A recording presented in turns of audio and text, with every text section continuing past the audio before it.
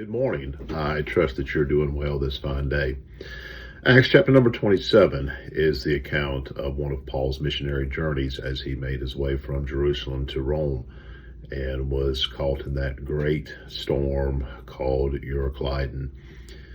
Shortly before that storm occurs, Paul made a sound of warning not to continue the journey. Acts 27 and verse number 9, when much time was spent and when sailing was dangerous because the fast was now already past, Paul admonished them and said to them, "Sirs, I perceive that this voyage will be with hurt and much damage, not only of the lading of the ship, but also of our lives."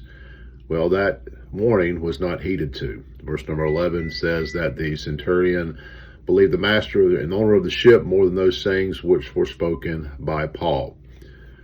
As Paul Harvey would say, we know the rest of the story, and we know how things didn't pan out very well. They headed right into that great storm of Euroclydon.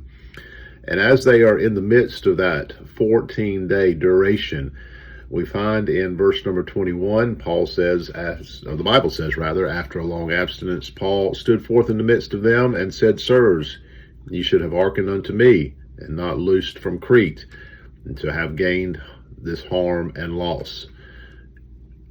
It's not always fun when the preacher says, "I told you so." Sometimes it is.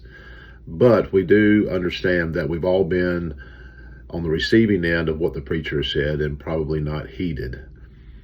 But one of the true signs of a called man of God, a pastor specifically, is that he will not just warn you of the storm. He will be there in the midst of the storm with you to stand up and say, "Hey, I told you this was not going to work out well, but you know what? I've gotten a hold of God, and God has given me the answer." And in this case, Paul said the answer is it's all going to be all right. May we just take today and think about what we've heard recently from our pastor or preacher and evangelist and just heed the warning. Be careful. You're accountable for what you hear. Hope you have a good day, beloved. We'll see you again soon.